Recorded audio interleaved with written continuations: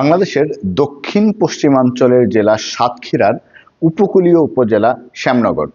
বাংলাদেশের সব থেকে বড় এই উপজেলাটি প্রায় 2000 বর্গ কিলোমিটার আয়তনের।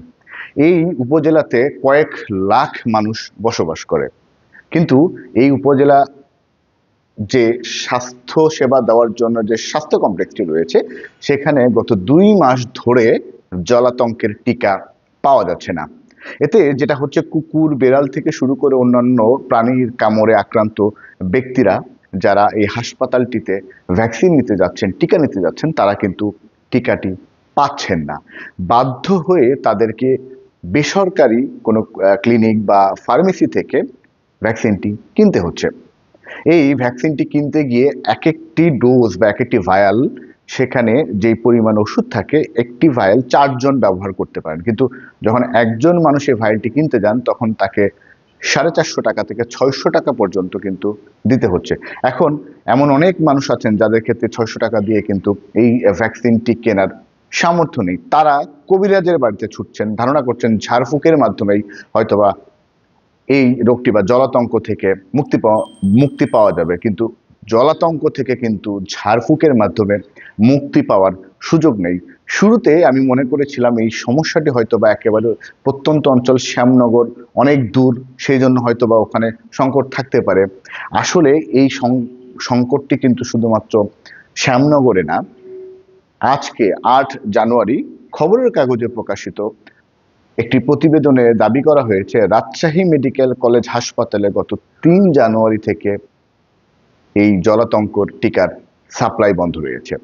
রাজশাহী মেডিকেল কলেজ হাসপাতালে খবরের কাগজের প্রতিবেদক ওই হাসপাতালের কর্মকর্তা কর্মচারীদের সাথে কথা বলে যেটি জানতে পেরেছেন যে প্রতিদিন এই হাসপাতালে 300টি জলাতঙ্ক টিকার চাহিদা রয়েছে। গড়ে প্রতিদিন 300 জন মানুষ এই জলাতঙ্কের টিকা রাজশাহী মেডিকেল কলেজ হাসপাতাল থেকে নিয়ে থাকেন, কিন্তু 3 জানুয়ারি থেকে এখন পর্যন্ত কিন্তু এই হাসপাতালটিতে কোনো জলাতঙ্কের টিকা দেওয়া হচ্ছিল না। আমরা শুনতে পেয়েছি গতকালকে অর্থাৎ 7 জানুয়ারি 1000 ভায়াল জলাতঙ্কের টিকা আসার কথা ছিল। সেটি যদি এসে থাকে তাহলে এই ভায়াল 1000 ভায়াল দিয়ে সর্বোচ্চ 3 দিন পর্যন্ত যাওয়ার সুযোগ রয়েছে। তারপরে কিন্তু এই সংকট যেটা থাকার সেটা কিন্তু রয়েই যাচ্ছে। আমরা খেয়াল করছি সাতক্ষীরার শ্যামনগর উপজেলা স্বাস্থ্য কমপ্লেক্স এবং রাজশাহী মেডিকেল কলেজ হাসপাতালে যারা এই টিকাটি নিতে আসছেন, কিন্তু যখন জানতে পারছেন হাসপাতালটিতে টিকার সাপ্লাই নেই, তখন তারা কি করছেন, বাইরে থেকে 450 টাকা থেকে 600 টাকার খরচ করে এক ভায়াল টিকা বা ভ্যাকসিন কিনে নিয়ে আসছেন। এখন যাদের ক্ষেত্রে এই 450 থেকে 600 টাকা দেওয়ার সুযোগ থাকছে না, তারা কি করছেন? তারা যেটা করছেন, যেহেতু এই জলাতঙ্কের যে ডোজ থাকে, একটি ভায়ালের ভিতরে যেটুকু ঔষধ থাকে সেটা কিন্তু 4 জন মানুষ পুশ করতে পারবেন। তো দেখা যাচ্ছে শ্যামনগর এবং রাজশাহী মেডিকেল কলেজ হাসপাতাল কর্তৃপক্ষের অনেকেই কিন্তু তাদেরকে সাজেশন দিচ্ছেন যে আপনারা 4 জন মানুষ একসাথে হয়ে এক ভায়াল ভ্যাকসিন কিনে নিয়ে আসুন, সেই ভ্যাকসিন আমরা 4 জনের শরীরে পুশ করে দিচ্ছি। এতে অনেকেই দেখা যাচ্ছে এইভাবে প্রক্রিয়াতেও কিনছেন, একটি কিনে নিয়ে এসে 4 জনের শরীরে পুশ করছেন। কিন্তু যাদের এই ধরুন 600 টাকা যদি ধরি, তাহলে একটির দাম কত হচ্ছে, 150 টাকা। এই 150 টাকা দিয়েও যারা পার্টিসিপেট করতে পারছেন না, তাদের জন্য মূলত চিন্তা হচ্ছে আমার। কারণ এমন অনেক মানুষ আছেন যাদের ক্ষেত্রে আসলে 150 টাকাটাও কিন্তু অনেক। সাতক্ষীরা শ্যামনগরে এমন অনেক মানুষের গল্প আমরা জানি, যারা সারাদিন ধরে সকাল থেকে বিকেল পর্যন্ত এই জাল দিয়ে মাছ ধরে দিন শেষে 150 থেকে 200 টাকায় বিক্রি করতে পারে। তার ক্ষেত্রে কিন্তু 150 টাকা খরচ করা অনেক ক্ষেত্রে কঠিন। আবার খবরের কাগজের রাজশাহী ব্যুরো প্রধান এনায়েত করিম তার প্রতিবেদনে, আজকে প্রকাশিত প্রতিবেদনে যেটি বলেছেন, একজনের বক্তব্য ছিল, একজন রিক্সা চালকের ওয়াইফ, তিনি কিন্তু ভ্যাকসিনেশনের জন্য এসেছিলেন তার বাচ্চার জন্য। তিনি বলছেন যে তার হাজবেন্ড রিক্সা চালায়, তার পক্ষে কি 600 টাকা দিয়ে একটি ভ্যাকসিন কেনা আদৌ সম্ভব? কারণ এই 4 জন ব্যক্তি একত্রিত করার প্রক্রিয়াটাও তো জটিল। কারণ উনি হয়তো বা 150 টাকা কষ্ট করে নিয়ে আসছেন, তার সাথে আরো একজন 150 টাকা যুক্ত করে, আরো 3 জন যুক্ত করে যে 4 জন 600 টাকা করবেন, সেই 4 জন মানুষকে একত্রিত করার দায়িত্বও তো অফিসিয়ালি কেউ নিচ্ছে না। হ্যাঁ, রাজশাহী মেডিকেল কলেজ হাসপাতাল সূত্রে আমাদের খবরের কাগজের রাজ্য ব্যুরো প্রধান এনায়েত করিম জানতে পেরেছেন যে 7 জানুয়ারি কিছু ভ্যাকসিন এসেছে, কিন্তু সেই ভ্যাকসিনের পরিমাণ যদি প্রচুর পরিমাণে না হয়, তাহলে কিন্তু এই যে সংকট, সেই সংকট আবার নতুন করে কয়েকদিনের মধ্যেই শুরু হয়ে যাবে।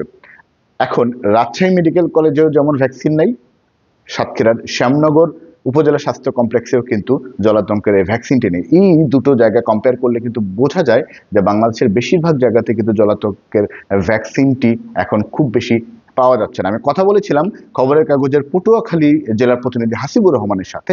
তিনি কিন্তু বলেছেন যে তার জেলাতে রাস্তাঘাটে কুকুরের পরিমাণ, বেওয়ারিশ কুকুরের পরিমাণ এত বেশি বেড়ে গেছে যে সড়কে যাতায়াত করতে গিয়ে বিভিন্ন যানবাহনের পাশাপাশি বিশেষ করে মোটর সাইকেল চালক যারা আছেন তারা কিন্তু দুর্ঘটনায় বেশি সম্মুখীন হচ্ছেন। এখন যারা দুর্ঘটনার সম্মুখীন হয়ে হাসপাতালে যাচ্ছেন, তারা ট্রিটমেন্ট নিচ্ছেন, কাউকে যদি কামড়ে দেয় ধরুন, তিনি তাহলে ওই ভ্যাকসিনটি কোথায় পাবেন যদি সেখানে সেটি না থাকে? আমি একটি জিনিস জানতে পেরেছি হাসিবুর রহমান, মানে পটুয়াখালী প্রতিনিধি খবরের কাগজের হাসিবুর রহমানের মাধ্যমে, যে কুকুর নিধনের ক্ষেত্রে আইনগত কিছু জটিলতা রয়েছে প্রাণী হত্যার বিষয়ে, সেটা করাও ঠিক না। কিন্তু কুকুরের এই যে ব্রিডিং, কুকুরের জন্ম নিয়ন্ত্রণের যে কাজগুলো পৌরসভা বা বিভিন্ন ডিপার্টমেন্টগুলো করে আসছেন, তারা যদি সঠিকভাবে কাজটি করতো তাহলে আজকে কিন্তু পটুয়াখালী শহরে এত প্রচুর পরিমাণে কুকুরের জন্ম হতো না, বা কুকুরের কারণে মানুষকে এত দুর্ঘটনার সম্মুখীন হতে হতো না। কুকুরের একটি প্রাণ, মানুষের একটি প্রাণ। কোনো প্রাণীর জন্য অন্য একটি প্রাণ চলে যাক সেটা আমরা কখনোই চাই না, কিন্তু সুযোগ যদি থাকে সেটিকে নিয়ন্ত্রণ করা, তাহলে আমাদের যারা কর্তা ব্যক্তিরা আছেন তাদের তো এদিকে নজর দেওয়া উচিত। তারা যদি একটু চিন্তা করে যে এই বিষয়গুলো শুরুতেই কিভাবে আটকে ফেলা যায়, তাহলে কিন্তু আজকের এই সমস্যাগুলোর সম্মুখীন হতে হতো না।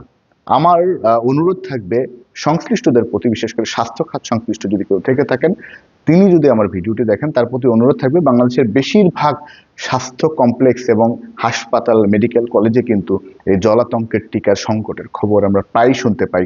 ইভেন রাজশাহী মেডিকেল কলেজ হাসপাতালের যে নিউজটি খবরের কাগজে আজকে প্রকাশিত হয়েছে, সেখানে কিন্তু উল্লেখ করা হয়েছে যে চাহিদা যেটুকু থাকে সেই তুলনায় সরবরাহ কিন্তু কখনোই পর্যাপ্ত থাকে না, কম বেশি সবসময় কম থাকে। আর এই সরবরাহ কম থাকার কারণেই কিন্তু শেষ পর্যন্ত 3 জানুয়ারি থেকে আপনার ভ্যাকসিনেশনটা বন্ধ হয়ে গেছে। যে কয়টা আসছে সে কয়টা কতদিন চলে সেটাও বলতে পারবো না। সংশ্লিষ্টদের প্রতি অনুরোধ থাকবে একেবারে শহরের পাশাপাশি, শহরে অনেকে হয়তো বা কিনতে পারলে, একেবারে প্রত্যন্ত গ্রামে কিন্তু এই বিষয়গুলো সম্পর্কে মানুষের ধারণা কম, অন্তত গ্রামাঞ্চলের হাসপাতালগুলোতে যদি শুরু থেকে এই আপনার ভ্যাকসিনগুলো পর্যাপ্ত সাপ্লাই থাকে, পাশাপাশি শহরগুলোতেও যদি থাকে, তাহলে এই জলাতঙ্ক আক্রান্ত হওয়া থেকে সাধারণ মানুষ কিন্তু বাঁচতে পারবে। ভিন্ন কোনো বিষয় নিয়ে আবারও আপনাদের সাথে ভবিষ্যতে যুক্ত হব। ততক্ষণ পর্যন্ত সবাই ভালো থাকুন, সুস্থ থাকুন, সবার জন্য শুভকামনা।